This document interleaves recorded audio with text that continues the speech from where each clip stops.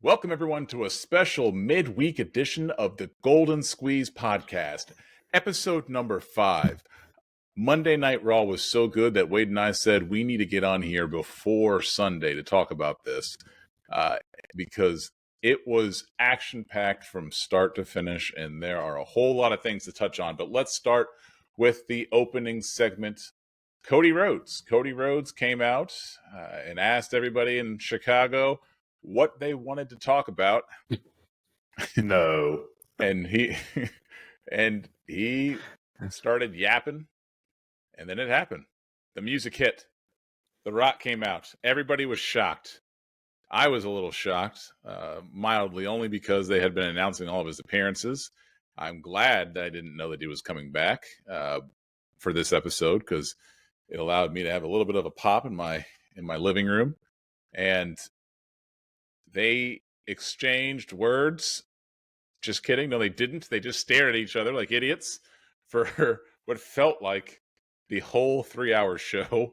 And then The Rock whispered sweet nothings in his ear, and then he walked off. So what did you think of the opening segment to Monday Night Raw? From the surprise standpoint, it was great. The crowd ate it up, and I think they definitely picked the right venue to have that surprise appearance. And because they knew it was already going to be that crowd's always hot as it is, but they were pumped about CM Punk being there already, but then but still being able to throw in that surprise of Rock showing up, and then I actually kind of liked the way they did it. Just the stare down. Just some things they don't need a lot of words or a big brawl, but just that question of what did he say, and from what I read, it sounds like what he said to him was, I think he said, "I'm going to make you bleed tonight" or something. Yeah, is what I read, and yeah, of course, drawn out his. And I think we talked about this before with Roman Reigns' entrance being on par with Undertaker's, and now Final Boss / Hollywood Rock's entrance is about on par with that now as well. And I think it's amazing. Not as amazing as that vest with the facing harps on the back. Oh God, that was amazing. When we're done with this, I'm going to go on the WWE shop and see if I can buy one of those vests. And if I can, I will buy it. I'll have it next day, and I will wear it the entire next podcast. Now, and while you're on there, see if they've got that long sleeve shirt that almost made Solo look great character on a SmackDown with looked like the part of the Sistine Chapel portrait on the back of it. Oh, that was great. The funny thing is, everything he's wearing probably cost 5 figures. Oh yeah, just ridiculously expensive clothes. Because he's The Rock, he can. Why not? Why not? Yeah. But what it did do is it led the opening segment gave us some suspense as to what was said in Cody's ear. And what the whole segment allowed us to also not do is hear a lot of Cody's lisp. Now he did tell Roman that he hates his guts, which is okay. I got to admit, I did kind of pick up on it this time a little Roman bit. Reigns, I hate your guts. Oh man, I could laugh at that all day. But yeah, I sent you that TikTok of MJF picking up on it, and I'm surprised that you haven't. But you must love Cody so much that all you hear is rainbows and roses, which is fine. Did you hear what he said? And I got to believe it's true, because I know for sure the thing about him setting up the wrestling club with tickets for both nights of WrestleMania. I know that's legit. Mm-hmm. He said that some guy had a sign that said, "Cody, be the best man at my wedding." Well, he's done that before. That's not the first time he's done it. Oh, and he agreed and paid for the whole bachelor party. That is awesome. Yeah, I mean, he's a good guy. He's a good guy. I like Cody Rhodes as a person, and I don't dislike him in the ring. He's just not my favorite. I think he's a little overrated, but I do think that he is great for the company, and I'm glad that he is not in AEW and that he's for a company that people will actually watch. Other than that other product. When you say overrated, you're talking about just like you're talking like in ring moveset and the matches. Yeah, Okay, I got you. yeah. I mean, he's good in the ring. I'm not saying he's not, Yes. but you would think he's like the second coming of Bret Hart, the way that people talk about him in the ring, and he's just not. He has a pretty basic move set. I think that a lot of his moves, he moves. He doesn't move as fluid as a lot of wrestlers do in the ring.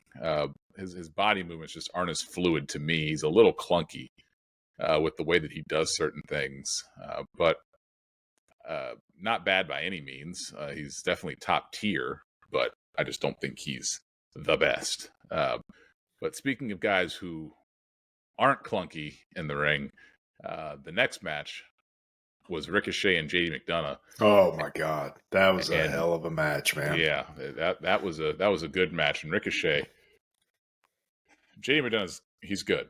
Don't get me wrong, but Ricochet, He's very good. Yeah, Ricochet is just otherworldly with the things that he can do with his body. That destroyer, or whatever move that he did on JD McDonough, Which one? it was crazy. It was Oh, crazy, yeah. and they were talking about him being quick as a puma again. So that's twice now they keep bringing up this his old name. So I wonder what they're gonna bring back a character. We talked about this in the last episode, but they said it again, and I don't know if they're just saying it just to make the crowd or the people at home think about it. But I wonder if they're going to do something more with him, because they need to do more with Ricochet. Well, and the broadcast team, they mentioned this is his third win in a row, and they were talking about building up momentum for. I think they may have specifically said post WrestleMania or something. So yeah, and see, and the thing that just I don't, if they're going to do this,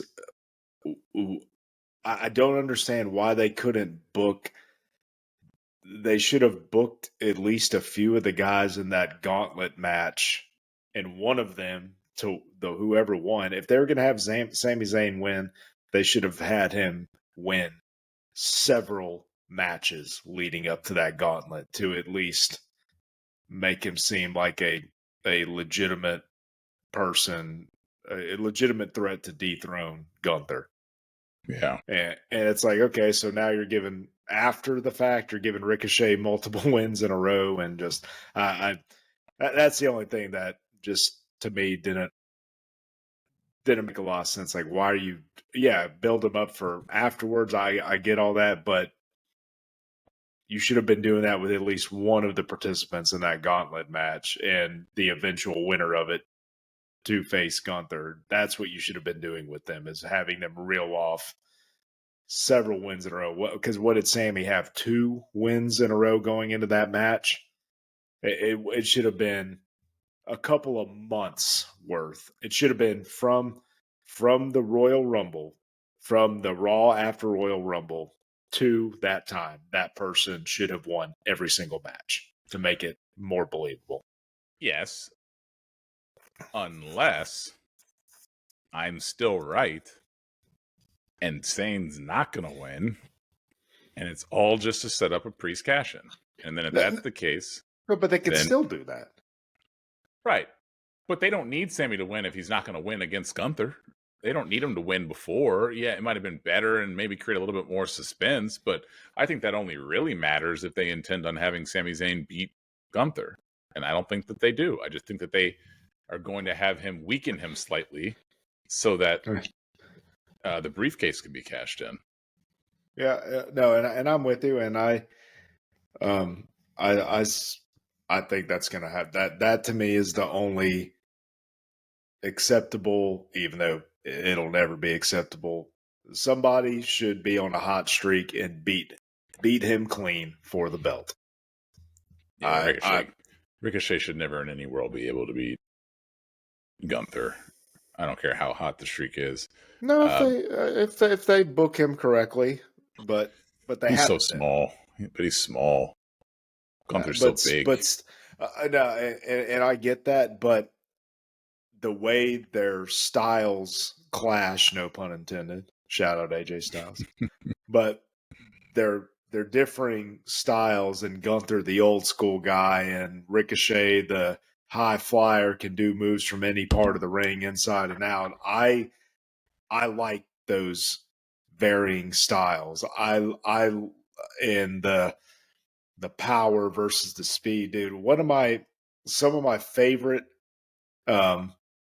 matches that they would have, even though you knew who was going to win, but when they would have Brock Lesnar against Finn Balor, Rey Mysterio, those were fun matches, and I liked that contrast of style, and I think, and so that's why I say if they would book him correctly, it would be a match that I would definitely be invested in. But they reeling off 3 wins in a row, it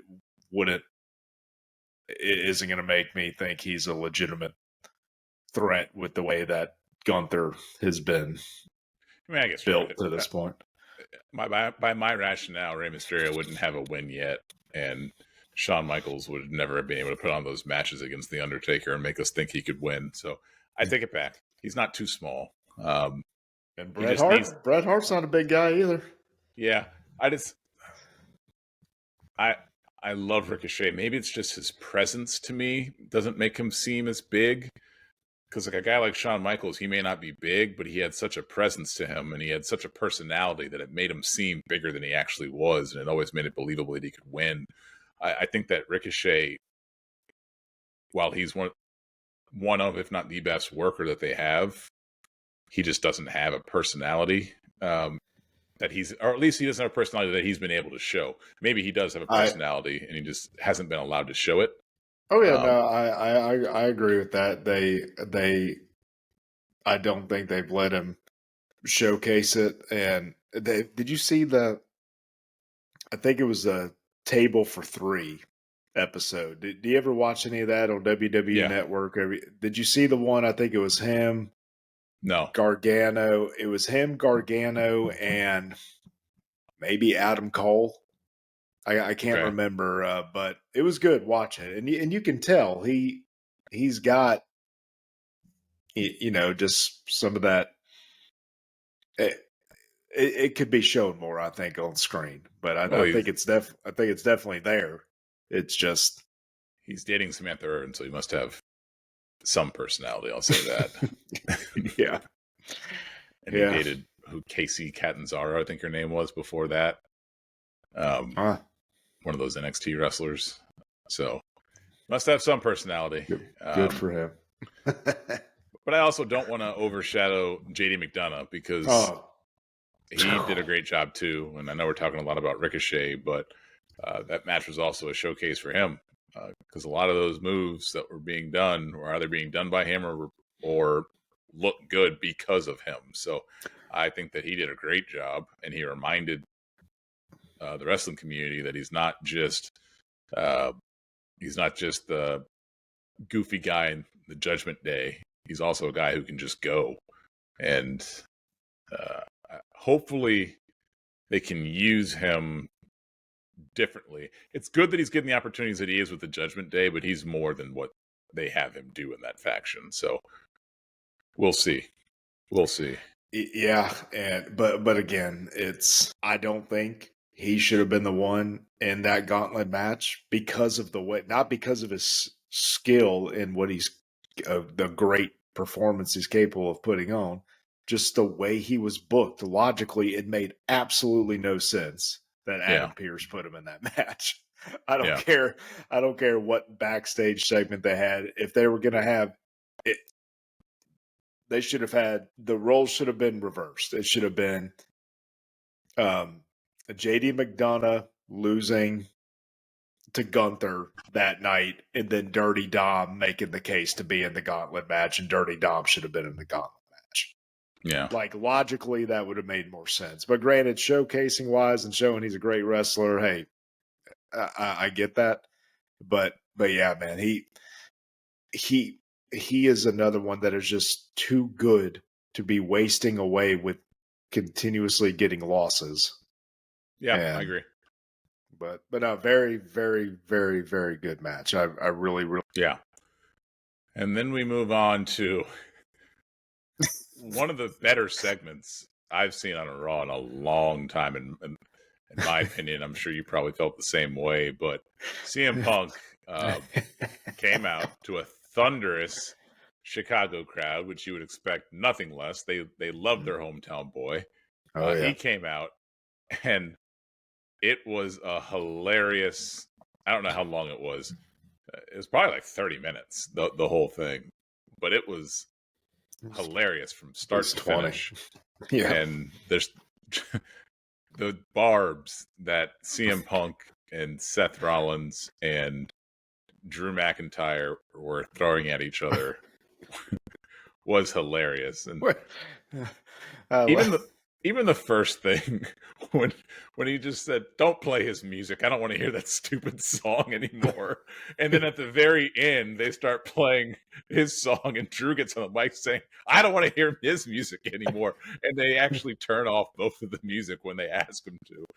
Just that little subtle thing right there. It wasn't that subtle, but that was hilarious to me. The whole thing was. I love when Punk, and I know one of your kids, if not all of them, love that damn sword, and I can't stand it. I have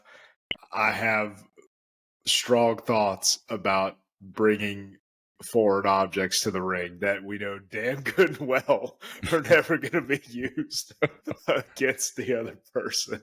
Well, I don't know, because the very first time... Stop. No, not the sword. I'm going to use another foreign object. Okay.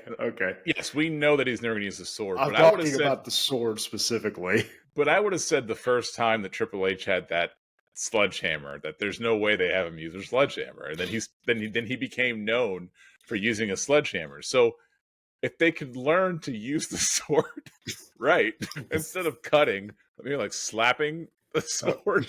No, that's never gonna happen. No. Maybe, but I guess my thing is, okay, yes, the sledgehammer was used, even though we knew it was going to be one of the old put it on the thing, like put the hand over it to hit him with, but they didn't do that in the beginning because it was a fake sledgehammer in the beginning, and they actually had people. He used to hit people with the sledgehammer because they used a fake one. And then they changed it to a real one because it didn't look believable.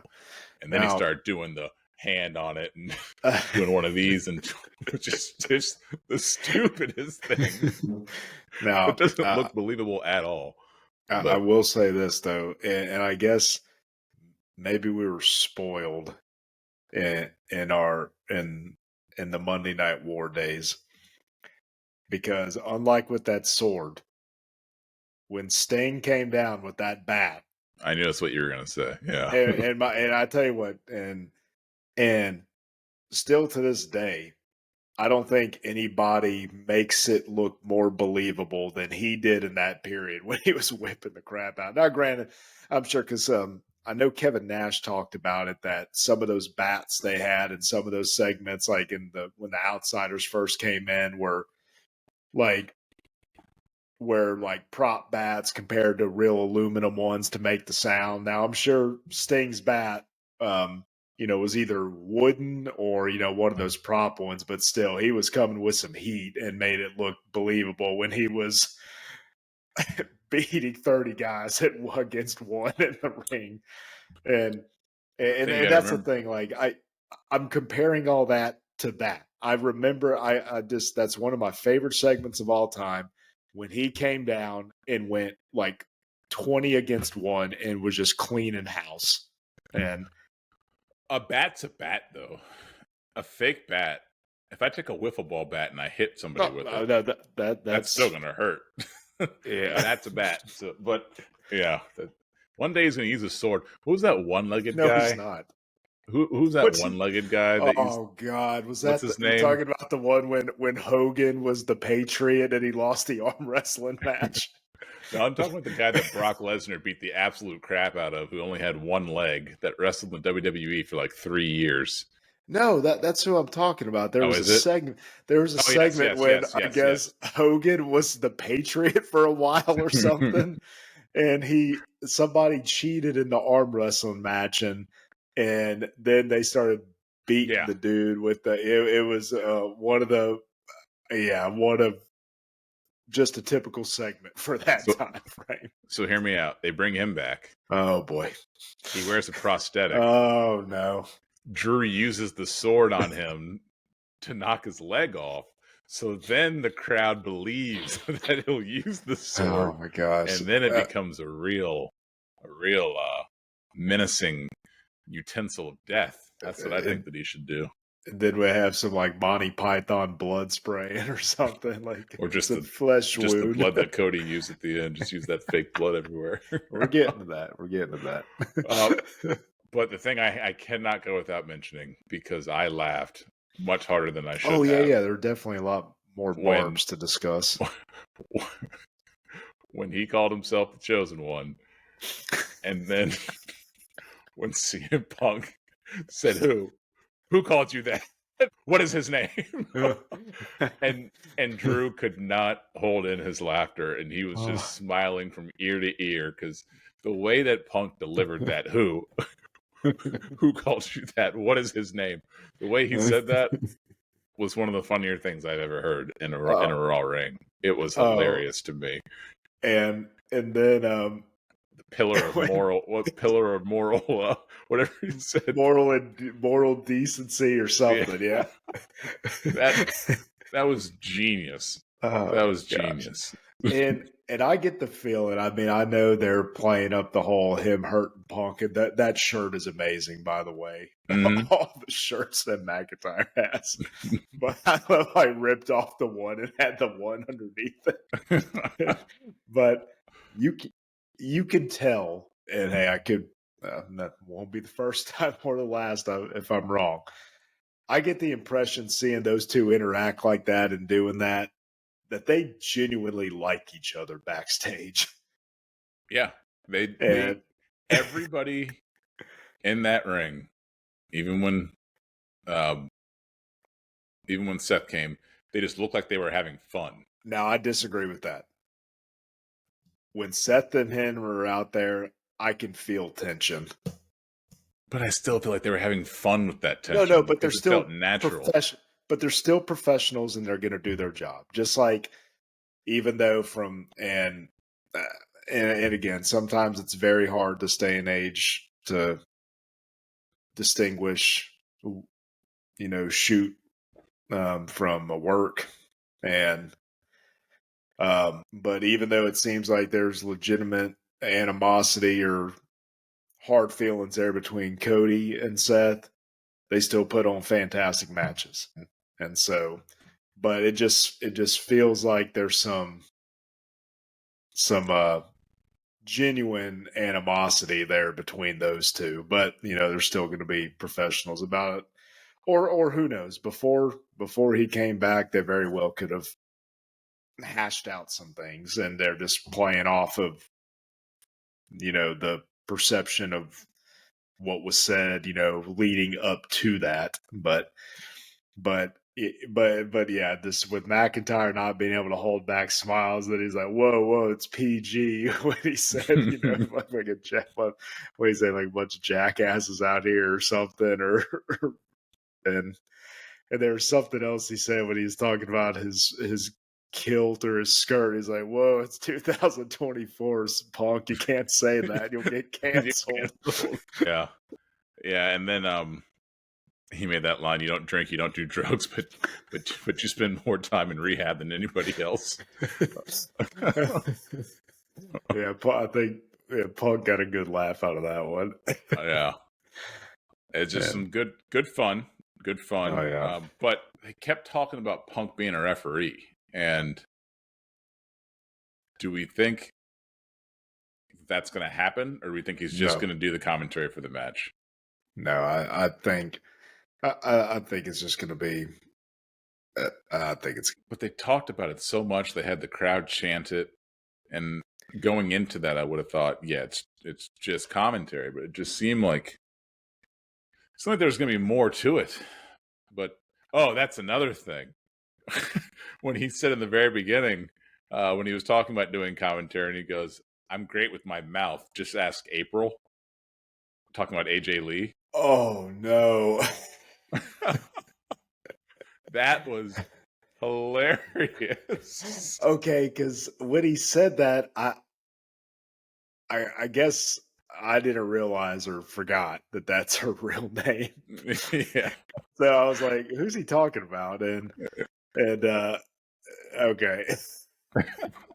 Oh, that's awesome. Went right over Yeah. your head. Oh yeah. Oh, yeah. Then, yeah. So he Definitely. started out coming out with the one-liners. That was Oh yeah. that was good. That was good. He reminded us that he is a top 3 talker of all time. Hey, we're forgetting one part. Which one? When Seth said, "You want to know what I think about you?" He quickly said, "No." Nope. He just started laughing. There's one thing that Seth can't do. He might be able to run circles around Punk at his age in the ring, but he's not going to be able to compare with him on the mic. It just is what it is. It's, him, Cena, and late 90s Rock. Those are probably the 3 best on the mic ever. I mean, I'm sure there's some other guys I can put in there. Yeah. Obviously, Stone Cold was no slouch. Yeah. Ric Flair, he's great. Oh yeah. Yeah. But I feel like Ric Flair was a little repetitive in a lot of stuff that he did. And The Rock's a little repetitive too. CM Punk, we'll get to The Rock's repetitiveness later. Yeah. Well, he's very repetitive now. If I hear him say the final boss one more time, I'm gonna throw up in my mouth. Yeah, Rock, CM Punk's great. Rock, on the please mic. don't make fun of us on one of your Instagram live things. Please don't. Yes, Rock, we would hate that. Please don't mention call us by losers name to all your followers. We have kids. Don't do that. You won't post on one of our Instagram reels.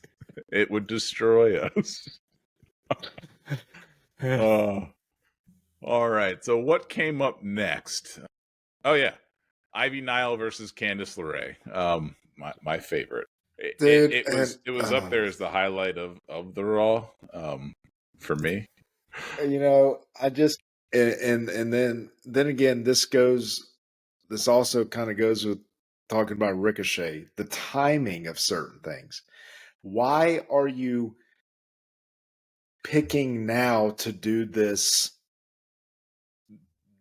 type of feud that you're supposed to get invested in when it's not going to be on the WrestleMania card? And this is something that they, in my opinion, should have been done shortly after Royal Rumble, and this blow off match with it's going to be her versus Cindy Hartwell eventually. That could have happened already on an episode of Raw or whatever, because I don't know. I have no idea how long the pre-shows are going to be for each night. Maybe they will have enough time, like set it up for Hartwell and her to finally come to a head next week, and they have that match on the pre-show. And if that was the intent all along, then hey, so be it. I understand they have to have these mid-card feuds. I do. But if there is not some sort of pre-show match or something with that story on WrestleMania weekend, I just don't understand why they're trying to get people invested in it in a mid-card feud like that right now. Yeah. And I didn't have a problem with the match. I mean, it was short, sweet, and but I the way that Indy Hartwell was so torn between going and doing like and attacking it was Maxine Dupree that was out there, right? Mm-hmm. Well, no, and I'm sorry. And at that point, Ivy Nile was out, I think, outside of the ring, and when Candice LeRae faked the injury, it was trying to get Indy Hartwell to get in some cheap shots, and then she ended up winning, with the old school. I love the old school foot on the rope for leverage, and That's good. classic heel move, and It is. but yeah, I think unless something is gonna happen WrestleMania weekend, I don't know why they're trying to get people invested in this now, especially coming off of that segment. Yeah. But again, I understand they've got to keep going, and you could say the same thing of, okay, why they expect people to be invested in Ricochet when doesn't have a WrestleMania match. But the difference is they put on a amazing match and had plenty of time to work with. Yeah. So, but again, I mean, I think it was a disservice to the people involved, and I question the timing of this impending feud. Yeah. But anyways, what was next? There was a backstage segment that saw Paul Heyman having a conversation with Drew McIntyre.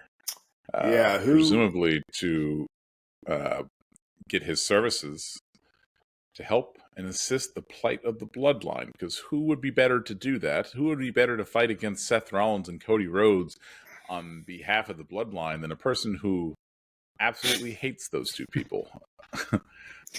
I don't think it's necessary to bring Drew McIntyre into that. There's already too many people inside the bloodline storyline. We got Jimmy, Jay, Solo, Rock, Seth, Cody.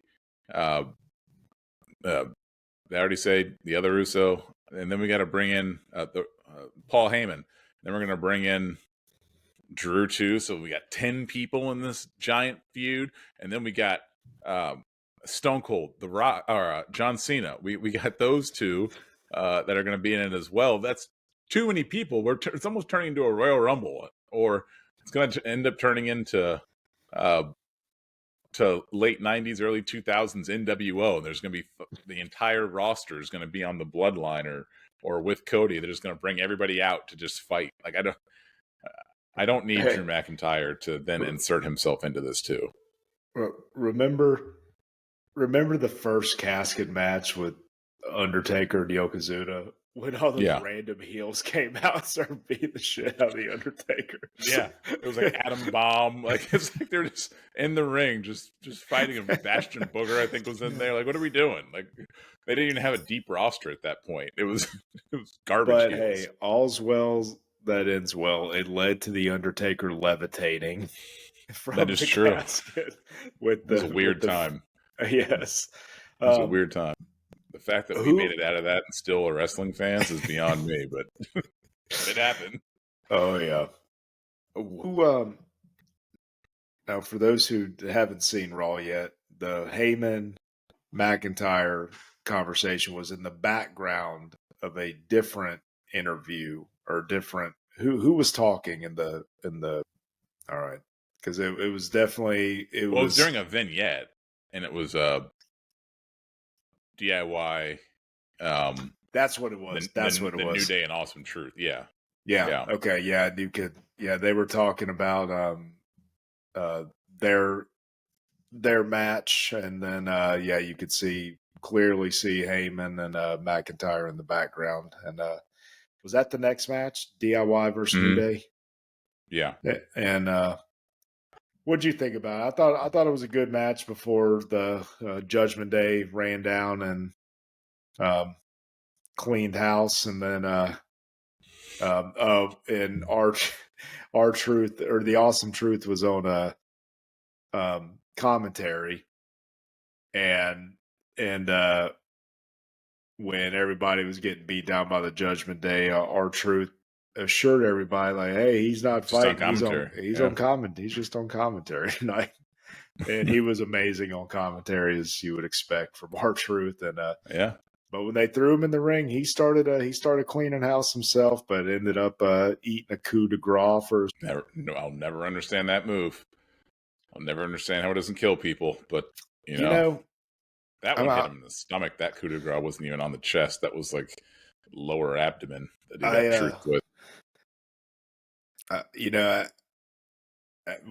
and I know we've talked about that move before, but after talking about it again, I'm thinking maybe that should have gotten some consideration for best move. for our top list. I mean, just the way that he is able to do that without hurting anybody, and how that would feasibly incapacitate somebody. Mm-hmm. I mean, I do not understand the physics of that move. I watched it very closely today when he did it, and he is just he's able to. He's still able to. Now, one day if he screws up on it, somebody's going to get legitimately hurt. But he's just small enough where he does it, and he's able to take that much weight off of his legs, I guess. And then when he hits it, he's a pro. I mean, I don't know how else to say it. He's just a pro. I would love for Nia Jax to incorporate the coup de grace into her moveset. Hey, why? So Becky can kick out of it?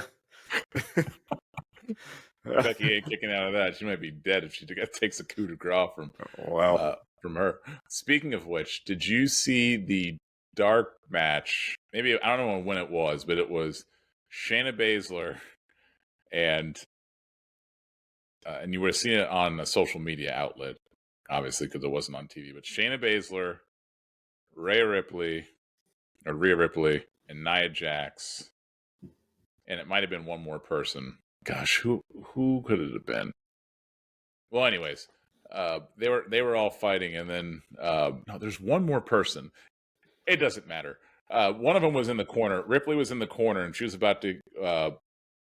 Nia was in the corner, and she was about to give a stink face. Rhea was about to give a stink face to Nia, but then Nia gets up, and Shayna Baszler comes in the ring, and she's a lesbian, and she like is smiling, and then she gets in the corner, and she's like, "Give me the stink face. I want the stink face from you." And then she closes. She's like, "I'll close my eyes," and then Nia comes over and gives her the stink face instead. And then Nia walks away, and she opens her eyes with the biggest smile on her face because she thinks she just got the stink face from Rhea Ripley. But then Nia's like, "No, it's me," and then she starts pretending to vomit. And it was hilarious. It was like the only time I've ever seen Shayna Baszler show a personality that I actually wanted to see. So I was very. I'll find it and I'll send it to you. It was pretty funny. Now, I did not see that, but I did see where Rhea gave stink face to Nia Jax, and then like the look on Nia's face afterwards it was good. I've been seeing that one circulate. That was pretty funny. And the comment sections are just the most degenerate thing you can look at on a video like that. I don't doubt that. They're all writing what I'm thinking. And I won't put pen to paper on it. So then what did we have after that? Oh, yeah. Giovanni Vici versus Andrade. And they are trying to build Andrade up. Dude, he's good. He is good. That was a good match, too, especially I'm sure they didn't have much time to work that out because he was supposed to go against Ivar, wasn't he? Yeah. Something happened, which I don't know if they've said what happened, but they said, hey, I don't remember them saying what happened. But it was a good match, though, all things considered. He's the second best wrestler in his marriage. But no, he's very good. He's he's very good. But what's his end game? Because they're not going to put a real belt on him. So I want to know what is their long term? What is their 2-year plan for Andrade? Do they give him a U.S. title? But And again, you bring a talented guy like that back at the Royal Rumble, and I know you'll probably disagree with this, but I I think that's a guy who is talented enough and has had proven himself in plenty of quality between NXT, and I'm sure he had quality matches when they used him. We'll And never know. um, I think that would have been a guy that believably with with an with an approach, I would have been like, okay, they could book him to beat Gunther for the title. You got a returning superstar, and he's good, very good quality in-ring worker. I think their styles would have blended very well.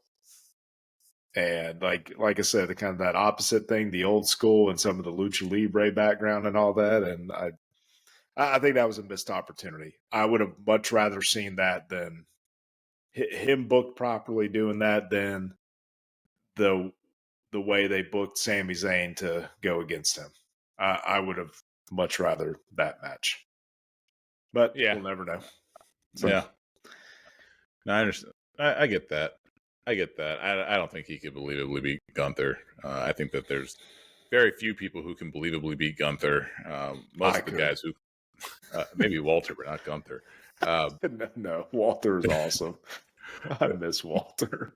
To me, the only people who can believably beat Gunther are the people who are in the main event scene. I don't believe that there's anybody in the mid card scene who can actually believably beat him. Maybe Damian Priest, only because Damian Priest can match him from a size perspective. But And they've booked him well enough too. yeah, I'm not counting the loss against Bad Bunny because that was a street fight with interference and all that. A bunch of you can't ever. You can't ever take into account a person having a match against a celebrity. It's just that's not fair. That's not fair. Yeah. Because by that, then Bam Bam Bigelow was, one of the worst wrestlers ever because he lost to LT.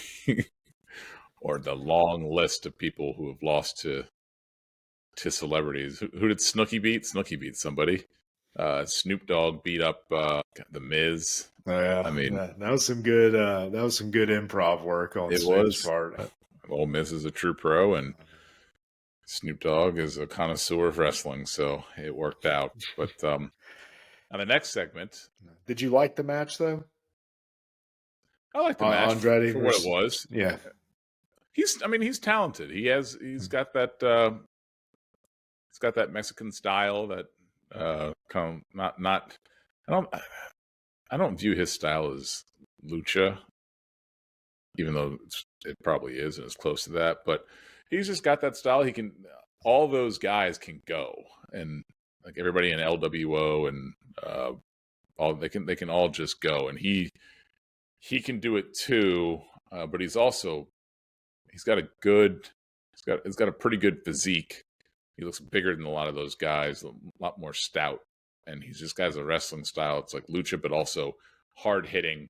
Not as much off the top rope, but he's great. I do think that he's great, and I do think that he's the second best in his family. But that's not a knock on him. That's more of a praise of Charlotte. But he's really good. He's really good.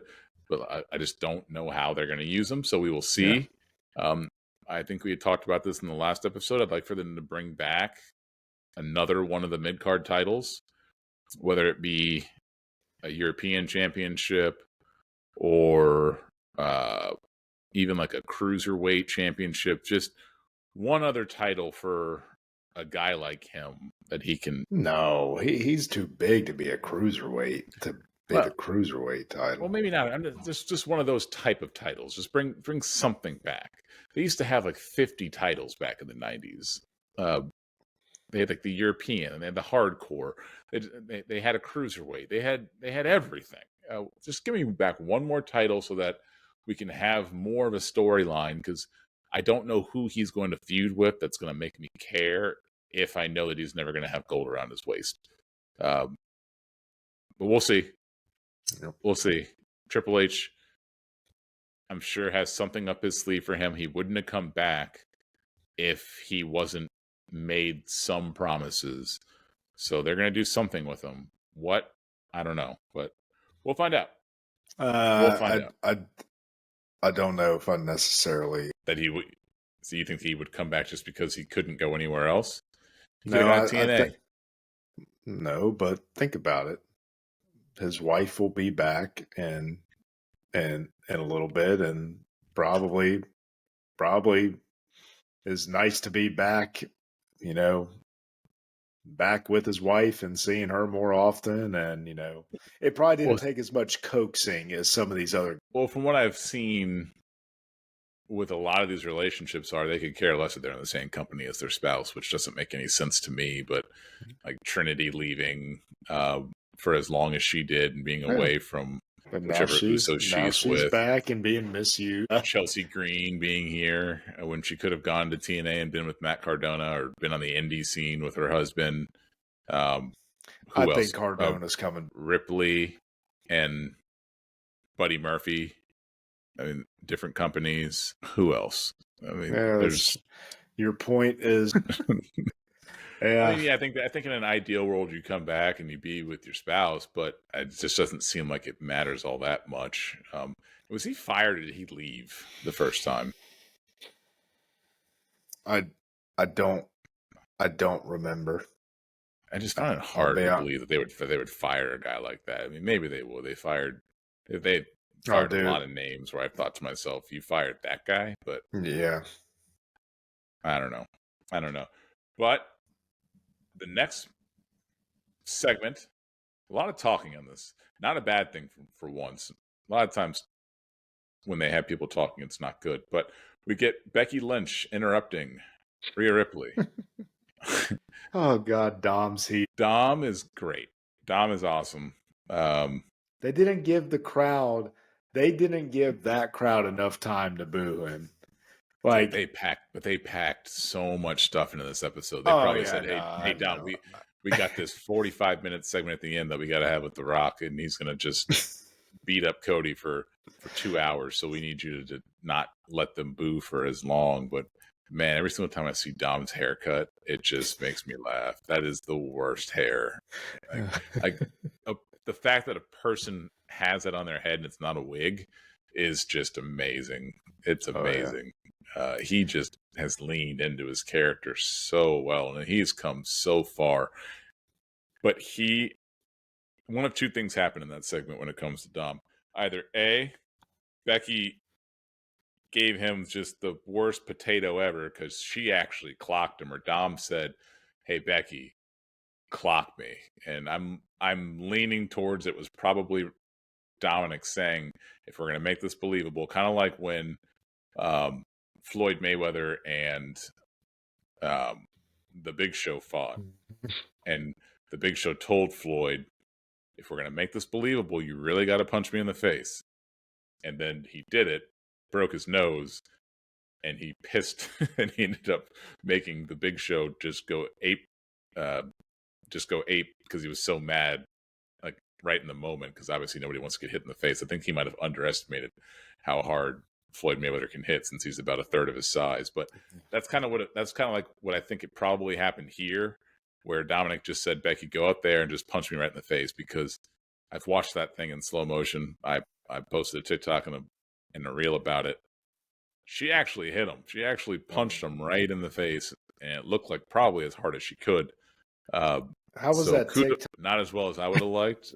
In my head, I wasn't going to have to go to work tomorrow because that TikTok was going to let me retire. You will never know how long it took me to make that thing. I had no idea how to do a freeze frame, and I had to watch like 10 videos because nobody was dumbing it down and putting it in layman's terms in a way that I could figure it out. Okay. But I finally figured it out, and now in the future, if I ever do that again, I know what to do. But I did not know what to do.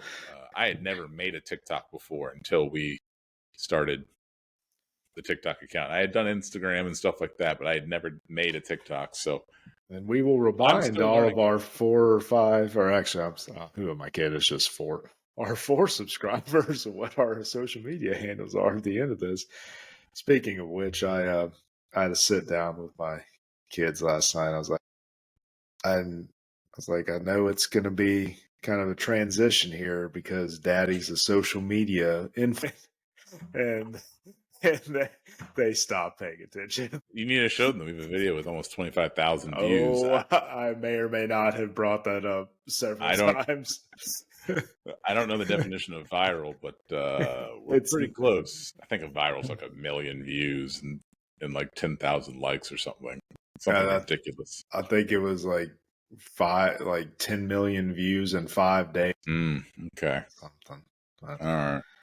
Yeah. Okay. Well, anyways, back to the segment. Always good to see talented female wrestlers going at it verbally in the ring, which is something that would have been unheard of during the Attitude Era, especially the early portion of the Attitude Era, with like they'd let Sunny say some stupid stuff, but outside of her, they weren't really letting anybody get in the mic that much back then. And Sable got to say things, but all they were doing was sexualizing themselves, and they weren't allowed to say anything with substance, which 13 and 10-year-old me is fine with that. But now that I'm older and I look back, I was like, man, this is first of all, my parents let me watch this. They had no clue we were down in the basement watching. Oh, yeah. But women have come a long way, and they got time to talk to each other. Becky had done something weird with her lips, which I don't know. I don't know if it was makeup or she got injections, but didn't look right to me. Not that it matters if it looks right to me, but I thought that they You're did a going great to job. get us canceled if you don't stop talking. I'm talking about her mind. Anyways, they went back and forth, and then obviously there was a tussle that ensued at the end. But I'm just glad that she hit Dom. I'm glad multiple that times. yeah. Every pull apart, she'd go and clock him again. It was amazing. Yeah, just good fun. More good fun. And I'm sure they were having a great time doing it. And yeah, whenever a woman hits a man, it's great. And I wish they had more intergender stuff. I wish that was more accepted, because it's wrestling. You know, it's fun. It's meant to be fun. It's not meant to be anything else other than these are two people wrestling as opposed to a man and a woman wrestling. So it was just good to see the gender barriers be broken a little bit, and see Dom get punched in the face. Remember when they used to have that intergender tournament that was purely on Facebook after Raw, like 4 years ago? They had the intergender teams, and it was like 16 teams, and they had like a tournament. Well, but remember, I mean, yes, it was. Is that a COVID thing, or is that No, when was that? I think that was pre-COVID. Pre-COVID? Okay. But no, because I think that was when the guy was in the ring, the other guy had to be. But yeah, because it was still fun. It was good because remember Braun and Alexa Bliss were Team Little Big, and I think they won, and they would tease them like kissing and stuff. And it was amazing. it was good. Does Alexa just have? Did she have a problem with her pregnancy? Because she's been out for like forever. Why is she not back? Like, Becky came back, I felt like, before she even had the baby. Like, she came back 9 months pregnant. But Alexa's been out for what feels like 2 years, and it may be 2 years. No, I thought, no, I don't know, man. I'm thinking she may not have had the baby that long ago. Yeah. I mean, I'll check it. I think that she should be coming back soon. I remember being somewhat surprised 11 hours ago, Alexa Bliss drops hint of WWE return. Yeah. So if she was last seen... dude, she They just had the baby. Yeah, 4 months ago. I don't want to get canceled. Fine. Okay, she needs more time to recover. I just felt No, like Becky. I felt like Becky came back a lot quicker. well, just Maybe at I'm the maybe no, I'm wrong. because I think considering the untimely death of Bray Wyatt and everything, because she was still kind of in that thing when he came back, and it was looking like they were probably going to go back in that direction with the character she was still portraying at the time. So Mm-hmm. and then hell, man, by then, she had the baby at the end of November, so her being out for a while, and then no build up or anything to the Royal Rumble, and then if they had already had set in place what they were gonna, she probably had the blessing of, hey, just stay, do what you got to do. Yeah, probably. You're probably right. My And guess I is cannot wait. my guess. My guess is my prediction. She will be at the Raw after WrestleMania. That's her return. I think I read that they understand that people used to look forward to that almost more than WrestleMania, and they've let us down for the past 3 years. The Raw from WrestleMania has been absolute duds. So I Yes. think they're gonna. I read that they acknowledge that, and I think that they're going to put on a show on the Raw after WrestleMania. And I don't determine, but dude, and she has such a good way of just having the crowd in the palm of her hand and then turning on them, like making you think that, oh, she's being sincere, and then she just flips it. Like, Yeah. I want to thank me, and just old classic heel things. And yeah, all that to say, I would love for her to win Money in the Bank again. She is the perfect, somebody like her or Tiffy Time should win that briefcase. Mm-hmm. Just I always think it's better when those type of heel characters have the briefcase. And if she comes back in that heel role, I think she's got to be one of the favorites to win it, along with Tiffany Stratton, because they got to. Yeah, they do. They do. Crowd loves her. She's got the look. She's got the talent. I agree with you. They got a lot of options though, which is good. Oh yeah, which is good. Anyways, I know we kind of steered off course for one of my favorite female wrestlers, and Right. Now let's go over to a match that I know that you loved, and a result that I know is one of your favorites: Sami Zayn versus Bronson Reed, where Bronson Reed picked up the surprise W. A guy who I don't think I've ever seen win, who's built like the human version of a meatball, beat Sami Zayn. Now let me tell you why I'm okay with this. Because here's what I think this is going to set up. On Monday Night Raw, Chad Gable is going to acknowledge the fact that this match happened, that they lost, and then they're going to make it a triple threat with Chad Gable because of the fact that Sammy lost to Bronson. Because they'd already started laying the seeds for the doubt in Sammy's mind that he can beat Gunther, with having Chad Gable say, you don't know how to beat him. That's why I was most upset that we lost, because I know how to beat him and you do not. Talking about the gauntlet match. Mm-hmm. That's why he was so upset. You don't just have Sammy lose without having a reason for that loss before he's going to fight Gunther. So I just think that there's a purpose behind that loss. There is, and then he's like, he doesn't just beat you physically, beats you mentally too. And he's like, if you're ready to discuss how to work on, he said something like, discuss how to do whatever, then call me. Mm-hmm. So, I mean, yes, I agree, but Again, dude, a guy like Bronson Reed. I mean, that is a finishing. That is a very believable finishing maneuver. A man Yeah. that size d- doing a slow splash like that off of the top rope. Legit finisher, athletic guy, strong guy. I just, um, again, that just goes back to the recurring theme of questionable booking for some of these guys that could be believable threats if they just had them win a little bit.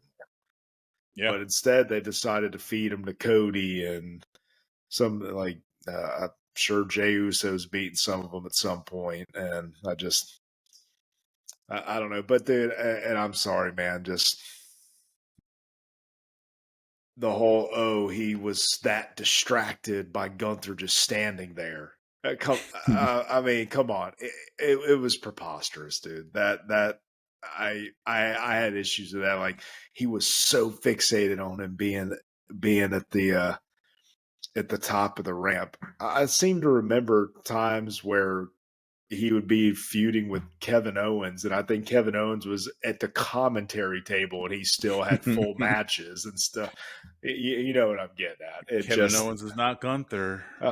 just that whole thing. You know, when I read it, when I was reading about it, I was like, I thought that Gunther at least made a beeline, acting like he was going to get up there, and no, that was not the case at all.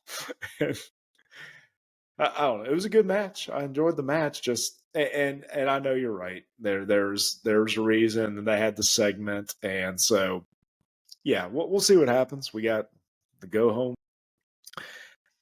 Did you notice who was? No. Did you catch that Easter egg when Chad No. Who? Dirty Dom and Andretti and on Andrade? I was like, huh.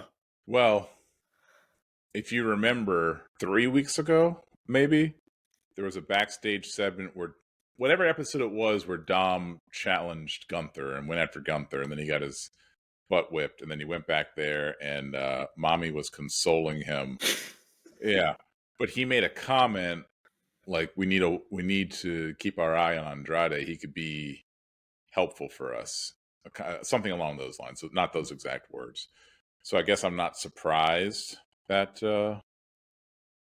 that he was with them in the background. Yeah. Because they obviously had a plan for him. But I was under the impression that the Judgment Day was going to be disbanding here shortly. So maybe not, I guess. Or Priest gets the boot and they replace him with. Those guys aren't interchangeable from a stature standpoint. Andrade is not a believable leader of those other three people, in my opinion. Maybe not him, but if Balor takes back over essentially, and then he just replaces. Well, my problem is that we're just kind of glossing over the fact that Ripley's basically a babyface at this point, and she's in a heel faction. Well, they kind of try to throw a wrench in that, you know, with the old school heel talking about the kid cheering for, you know, the other for mommy's opponent, like literally mommy's opponent. And, Yeah. you know, they I think they were trying to they know what's going on and how well liked she is, but I think that was another going back to that promo. They were trying to fully establish that Rhea is the heel in this. Yeah. But she's going to continue to get cheered. It's just the way it is. But yeah, I didn't know if you had caught that little Easter egg in the background, but yeah, it was because I was looking, like, is that Dirty Dom and Andrade? And I was like, yeah, it sure was. But so what was next? Was it Jay and well, before we get into Shinsuke? that, I hated that, by the way, that match existed. Sami Zayn versus Jey Uso. Wait, same Jey Uso versus Shinsuke? Yeah, that's what I meant. That's Oh not what I yeah, it was said. like a 2 minute. It was a very short match, and just again, don't do that to Shinsuke. Don't do But it. it's not only Those that. guys should don't give those guys only a few minutes to wrestle. Let them have a good long match. But But they put anyways, out just a completely random vignette before the commercial break. Shinsuke saying that he wants to have his dream match, and it's not fair that Jay gets to have his dream match. So I want to fight you now. Like that's just the dumbest WWE logic that you can have. And that's exactly what that is. It's WWE logic. They think that makes sense. That doesn't make sense. And then they put him in a match that's over like that. yes, And yes, and like, why did that match exist? they at this point, especially with how quick that was, they they have got to get Shinsuke off of television for a while, and not bring him back until if they're not going to have him reel off some wins and legitimately compete for a mid card title, they just need to let him go and go somewhere where he can do his thing and be treated better. And they dropped the ball with him a long time ago. He should have beaten AJ Styles at that WrestleMania when they win. Mm-hmm. And he's been. I mean, yeah, he's been put in several Raw main events, but he's not winning any of this stuff. He's not winning any of these pay-per-view matches, and it's just a waste of talent, and I hate it. But with something like that, with a decisive win and that quickly, I just hope they get him off TV for a little bit and then let him somewhere down the line after some time has passed, let him compete for at least a mid card title and Yeah. or something. But All hell broke loose after that. well, yeah, and but before the Seth approached Jay and was like, "Hey, something doesn't feel right. Me and Cody got your back." And then I don't know. I think it was just a little bit after that. They showed Solo was there and Jimmy was there, but they did not interfere in the match, in the main event match. Then they panned to the back and Cody Solo or fighting with Jimmy disposed of him, and then same with Solo, and then Dwayne the Rock Johnson. And yes, he laid the smacketh down on Cody Rhodes' lisping ass, and he trampled him, and it was just a good old fashioned butt whooping that we used to get more often.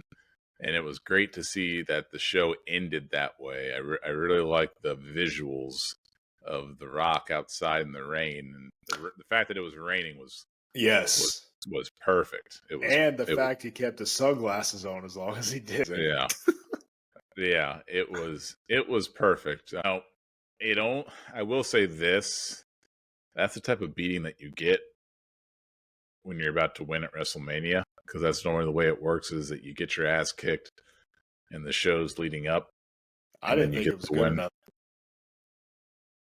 Didn't think it was good I enough. You wanted more?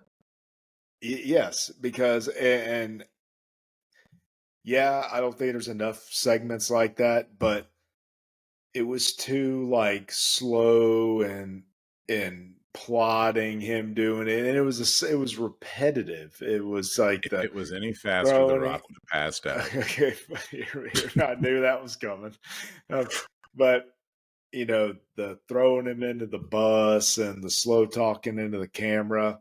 No, what I wanted was I know they're going to do that, the Rock solo beat, the Rock one-on-one beat down of Cody. But then ideally you would have had Solo and Jimmy come back, because I guess Cody tossing them to the side, incapacitated them. That was like that was on like Paul Heyman selling the F5 selling level. Wrestling logic, more if, wrestling logic. if that disposed of them for the remainder of that segment, but have them come back just 3-on-1 beatdown, and then have Rock tell Solo and Jimmy throw him over the edge, and he throws him over where the ramp into the center was, because they kind of teased it a little bit, and it's like, come on, it's not like they couldn't do a pan away and then show Cody at the bottom of it. It's like, and they can't use the PG crap excuse because they were bleeping out F-bombs from The Rock. I mean, it's so that, and it's like, okay, if you're gonna like have him cussing like that and bleeping it out, it's like, do an old school thing like that. Show him lifeless at the bottom of the ramp. Just do an old school effective. And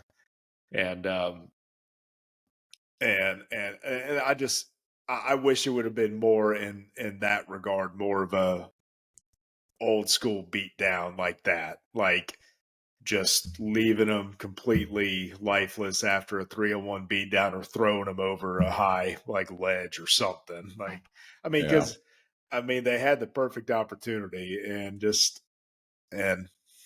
but that's all. I mean, I still enjoyed it, but what did The Rock keep saying over and over again? I can't remember. The final boss? No, not the final boss. Talking about like, Mama Rhodes. Well, I'm gonna have Cody Rhodes blood all over the belt, just like I promised. Yeah, he says just like I promised. Look at the blood. Look at the blood, Mama Rhodes. He kept saying Mama Rhodes, but there was something else. He's like, no, it's not Mama Rhodes. It's Mama Rhodes. He's like, you like that, huh? You like that, huh? Over and over. But it was, I enjoyed it, but I agree. The fact that it happened to be raining, perfect visual. But again, just do you see what I'm saying about the just instead of the kid letting him get up and tossing him back into the side of the bus, I wanted more of that old school Monday Night Wars era. You wanted him to throw him over the bridge. That's what you wanted. I mean, those segments were fun because you knew good and well that they weren't actually getting thrown over it, but then just panning and seeing them like that. Like, I think that would have. That would have been a good. I'd say they finished with a nice strong visual with blood on the belt and the Rock, Mama Rhodes, wet and glistening. Mama Rhodes, your baby boy's blood is on my belt, just like I promised 2 weeks ago. Here's the one thing that I've noticed: they don't care at all about the USA Network anymore. They are already checked into Netflix, and they are just going all out. They could care less about the network that they're on, because they went years without doing certain things with all this cursing and the blood and all that stuff. They went years. Then they had blood, but it was real blood and it wasn't on purpose. But here's I thought that too. I was like, oh well, shit, it's going to Netflix, so they don't care. But they have to still care, because SmackDown is going back to USA. So they're still going to have to, so they're still going to have never mind. Well then it's The Rock that doesn't care, because The Rock truly does not care. Oh no, because I thought the exact same thing. But then again, too, maybe okay, with that said, a Monday night time slot like that may be much different in terms of their level of caring than a Friday night time slot. Maybe. I mean, the Friday night audience probably has. So I know that when it comes to television shows, there are certain things that you can do depending on the time and day. So maybe there are less restrictions on 8 to 10 o'clock on a Friday than there are for 8 to 11 on a Monday. Now, that being said, conceptually, I feel like you should be more stringent on a Friday than a Monday. For the main reason being, kids don't have to go to school the next day on a Friday, which means there's going to be more kids staying up to watch SmackDown on a Monday on a Raw when they got to go to bed. Nobody wants to watch 3 hours anyway, unless you're idiots like us. So but that being said, I don't think that's how I think about it in my head. I don't think that's the way it actually works in practice. I think that you get more leeway on a Friday than you do on a Monday. I just don't think it should be that way. But man, there's just so much and like us as fans in the crowd, you can tell that they can't comprehend how to react to somebody cursing, which is crazy because we all watch rated R movies and we all watch television with a bunch of cursing in it. But we've been involved in the PG era now for so long that hearing our favorite wrestlers curse, or hearing The Rock curse after all these years, when he used to do it on a regular basis, but he's doing it again, it just hits different. It's just a different feeling. I had forgotten what that can add to the intensity of a segment. But with that said, man, even back then, they had the raunchy segments and stuff like that, but they weren't saying the F word. I was gonna say, I don't think they were dropping F bombs that the crowd could hear, and that obviously wasn't bleeped out, for the crowd. Yeah. And you still got a bunch of kids there too, and so that was But hey, it's it does its job, has people talking, and it was a good show, man. Like I said, I was hoping, I was so hoping that they're gonna throw him over the side, and no, man, they didn't. But oh well. But I did like how he threw him into the side of that was awesome. Cody Rhodes and your stupid dog, Mama Rhodes. Get this boy a different dog, because if you don't, I'm going to take that dog's blood and I'm going to smear it all over my belt. And then I'm going to give that belt to you, Mama Rhodes, after WrestleMania. When your baby boy comes against the final boss. Dude, that was good. All right. That was good. Well, oh, wait, hold on. So me and you talked about this. What did we talk about? About there was, I guess, a post about Rollins and Jay like standing back, or you caught some. I went back a few times and I have not yet seen it plain as day. However, there was a shot. It was while they were still in the arena. I think it was shortly before The Rock brought him outside. And when you could see down that hallway where it was nobody there for the most part. But if you pay attention to that part closely, you can see where somebody, I don't know if they like started walking and then were told to stop, but you can clearly see where somebody was very partially in. Okay. Was that Seth Rollins? I have no idea, but it very well could have just been like they prevented somebody from getting onto the camera. But I did not see, I have not seen anything yet. I'll go back and check. Simply too, because of the fact there were other Easter eggs throughout the show. But I did not Jay. Okay. But like I said, I didn't see it. I was just going off of what I had read. And I don't know if it was somebody in the audience who saw something that we would not be privy to on television. Yeah. Or whether or not we just missed it. Yeah. I don't know. But yeah, go back and check out that part where you can see that somebody for a moment was partially in camera view down the hallway in the arena, and they're definitely dressed in all black, and that ring tonight in the ring. Yeah. So, and just again adds a little bit of mystery, of what if, who's going to turn on who, or is anybody going to turn on anybody, kind of a thing. Or it was just a mistake. Oh, absolutely. Or it could have been just, I'm sure. Which is probably what that was. But it wasn't a mistake, getting on today on Wednesday instead of Sunday to do a podcast with you. Episode 5. We finished it up. We are now have officially more episodes than we do subscribers and viewers. Cody Rhodes. Cody Rhodes. Cody Rhodes. Cody Rhodes. Cody Rhodes. You graciously agreed to be somebody's best man in their wedding and pay for their bachelor party. All we're asking for is for you to give us some love on here. Yeah. Or you have an open invitation to come on this podcast whenever you want, and we will even stop whatever we're doing, and we'll do it any day of the week that you ask us to. And I promise when you're on, I will not talk about your list. Oh, dear God. Well, I promise. Cody Rhodes. Just understand that Mama Rhodes, tell your baby boy to come on our podcast ASAP so he can talk to the second to last bosses. But Cody, yes, please come on or talk about us. But that wraps this up. If you enjoyed what you saw, hit that like button.